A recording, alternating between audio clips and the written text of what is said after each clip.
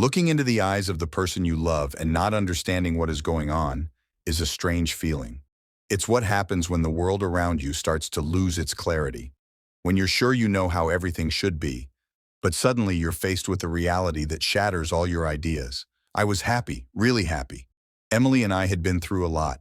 We met, fell in love, started building a life that everyone thinks is perfect.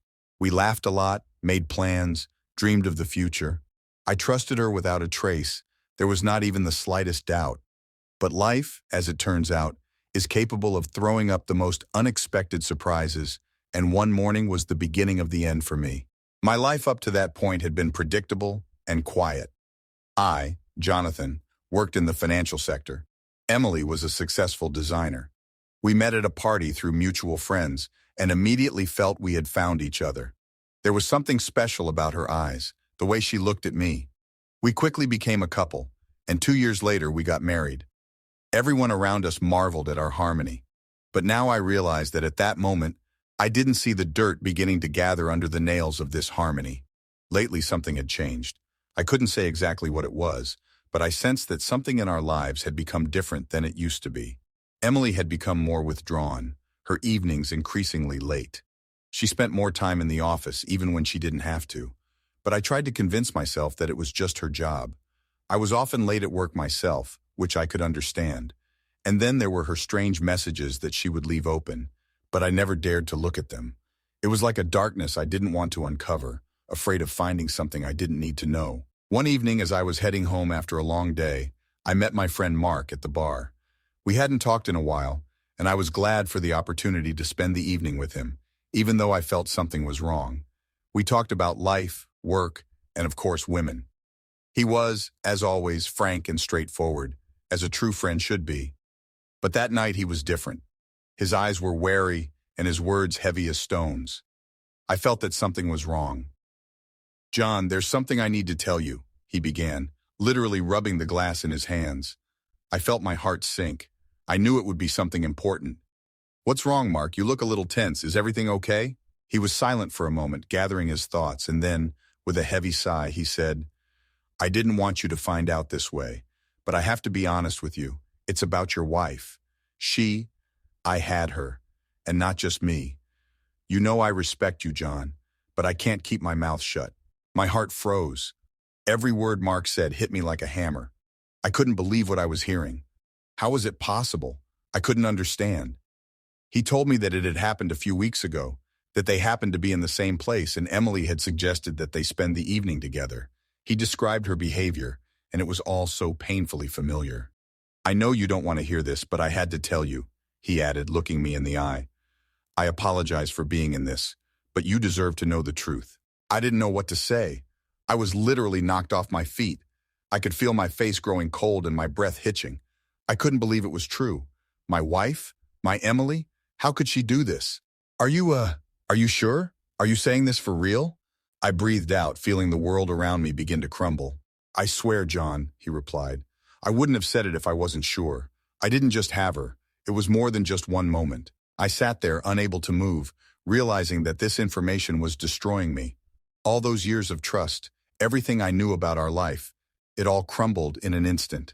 Mark was silent, realizing that my feelings were at an all-time high right now. He tried to say something, but I couldn't listen. My thoughts were too confused. I didn't even know how to respond. I stood up without saying a word. Mark probably expected me to say something, but I couldn't. I just couldn't. When I finally pulled up to the house, my heart was pounding so hard I felt like it was going to burst out. I knew Emily was home. I'd seen her car in the parking lot. But walking into the house where my wife, who seemed like a stranger, was waiting for me, was unbearably hard. I needed to understand what was happening, to make sense of this nightmare. I thought again of Mark's words. He was my friend with whom we had spent many years.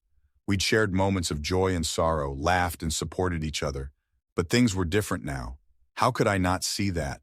How could I not see that my wife was cheating on me? How long had she been deceiving me? Unable to bear it, I called Mark again. This time my voice was hard and cold. I could feel the rage and pain overwhelming me, but I needed more information to figure out how to proceed.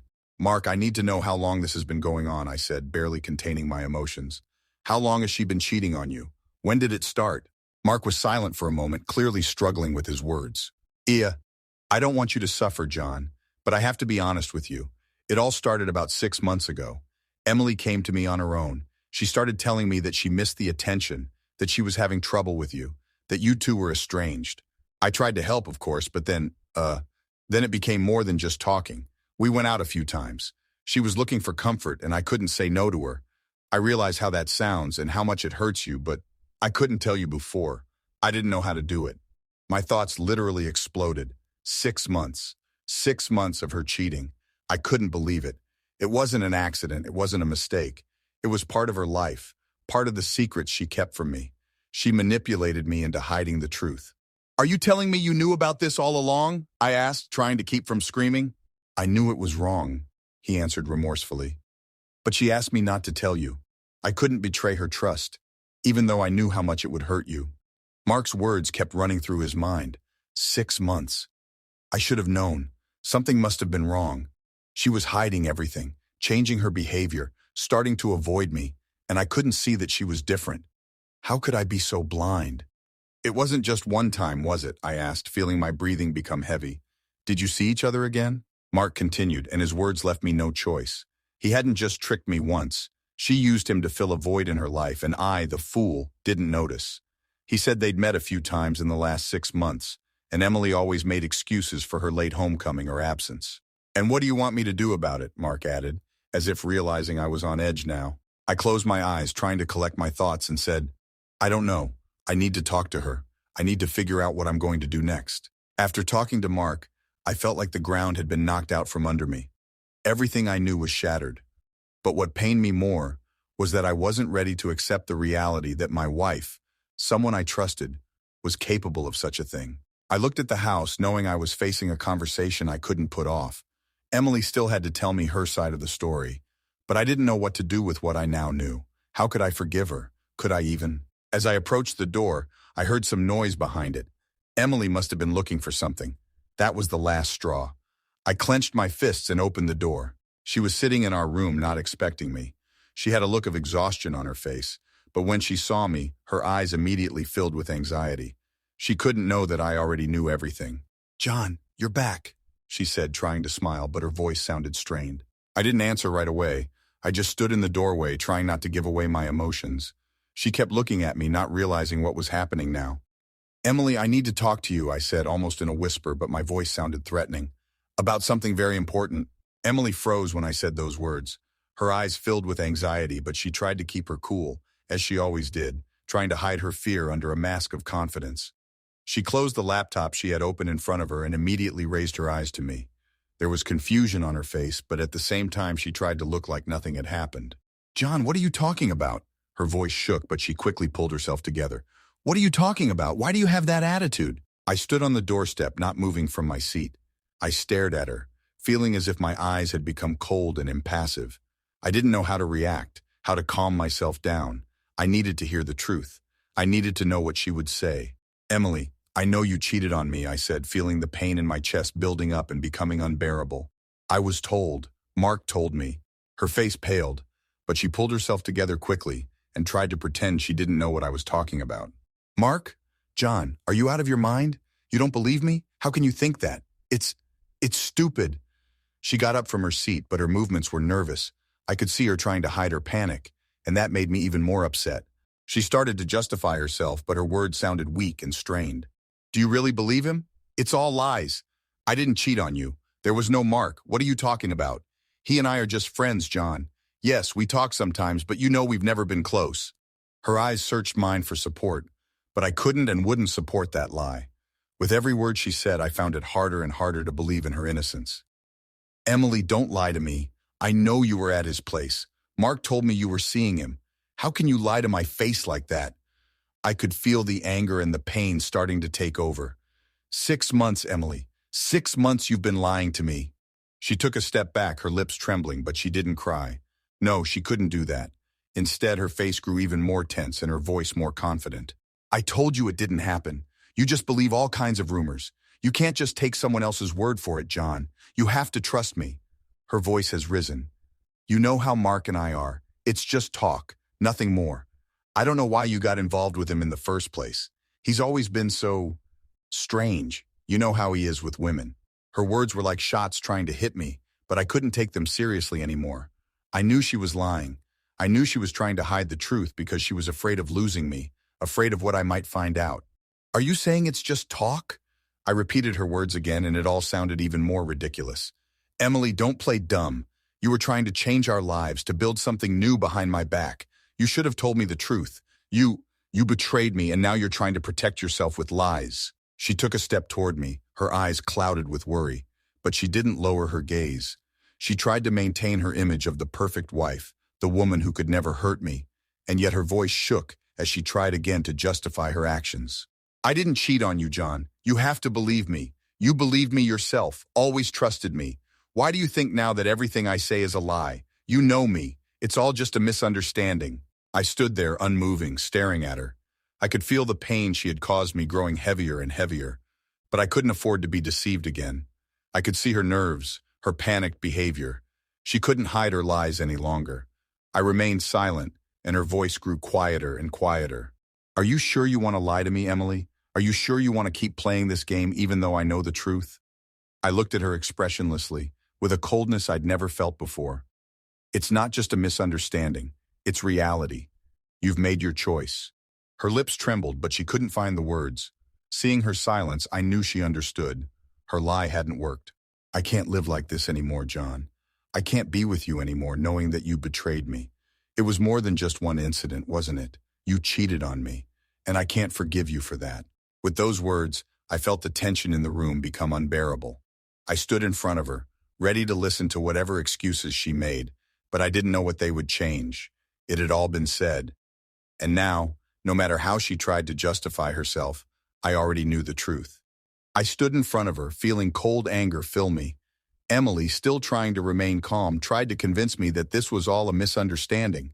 But her words sounded more and more insane, and I knew it was time to show her that I wasn't blind anymore. I couldn't let her get away with it. I pulled my phone out of my pocket. Emily noticed the movement and froze for a moment, her eyes flashing with concern.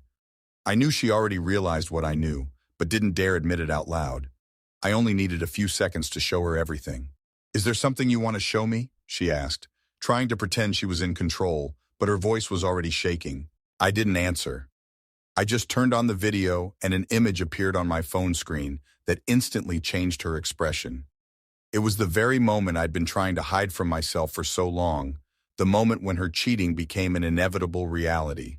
It was her and Mark in the video. It was in his apartment, in a room with the lights dimmed. I saw her laughing and talking to him, and then she gave in to him. I saw their bodies merge in the same movement, her kissing him and him responding to her kisses. Time that seemed endless suddenly shrank to a few seconds as I watched it all happen on the screen. Emily froze, her eyes widening as she realized what was happening. She took a step back, but her face contorted with shock and horror. She tried to turn around to take the phone from me, but I didn't let her. I just held it in front of her face, not averting my gaze. Emily, did you really think I wouldn't find out? I said calmly, with a new coldness in my voice that wasn't my own.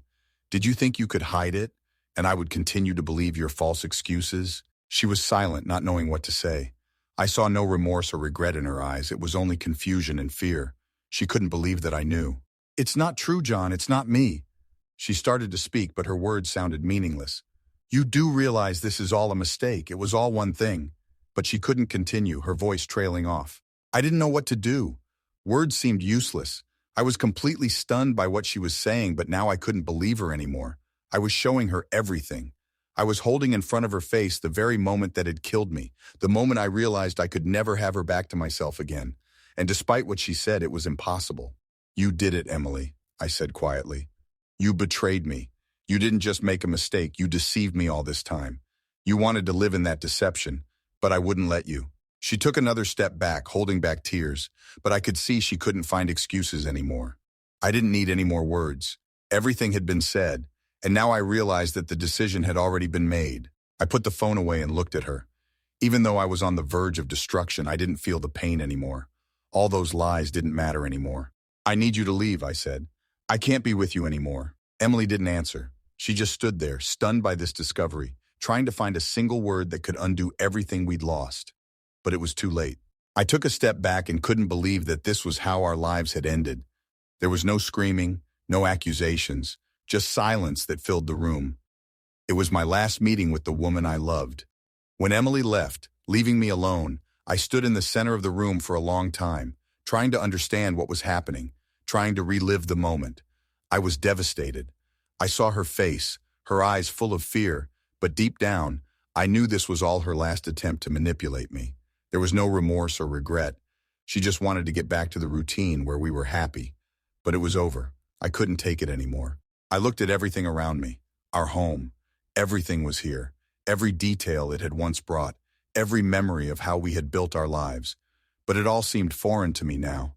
I felt the weight of deception pressing down on me, and I realized I couldn't live in it anymore. I walked over to the closet, opened it, and started pulling out her things.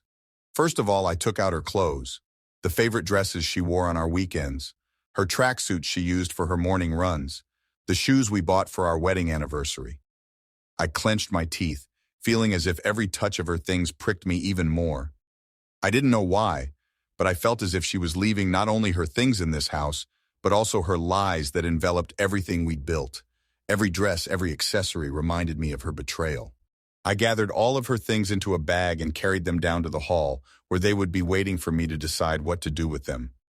My heart clenched with pain, but I kept packing everything without stopping. She didn't have the right to do this anymore. I wanted her to know that her life here was over.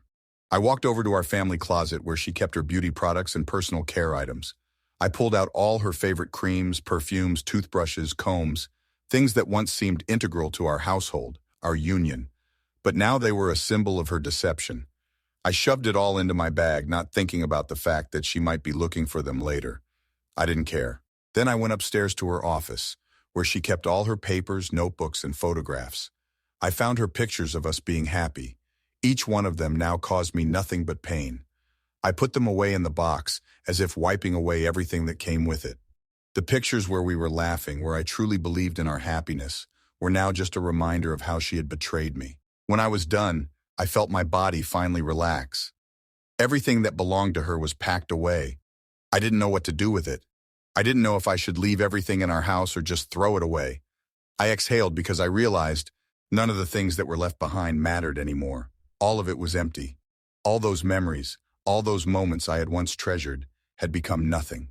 Then after everything was packed and folded into bags and boxes, I stood at the window and looked out into the empty yard. A light breeze touched my hair, and I felt how once cozy home had become a foreign place to me.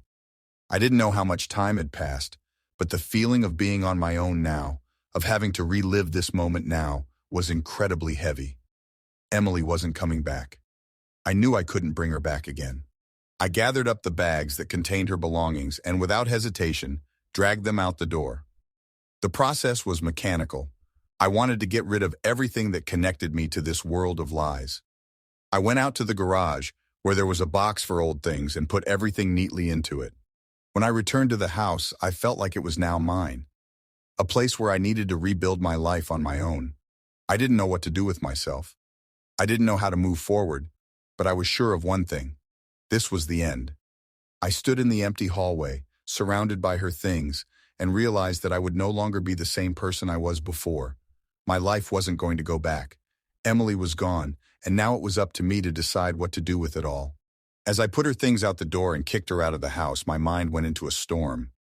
Emily stood in the doorway, not knowing what to say. She tried to add something, but her words, as always, were empty and meaningless. I couldn't listen to her excuses and promises anymore. All I wanted was for her to go away, for her to disappear from my world forever. I didn't know where she would go or what she would do, but I was sure of one thing. I didn't want to see her anymore. Emily walked outside, grabbed her bags, and I followed her out to the car. She got into the car, and once again I thought that this was probably the best decision for both of us.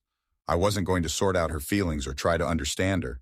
Everything was already clear. She was going to the airport. I knew it in her voice when she said she was going to go to her parents' house. I didn't try to stop her. Why not? I didn't feel anything for her anymore. I wasn't ready to play her games anymore. Wasn't ready to let her manipulate me. She was leaving, and I knew it was over. Emily wasn't coming back. For the first few hours after she left, I sat in the silence of our house.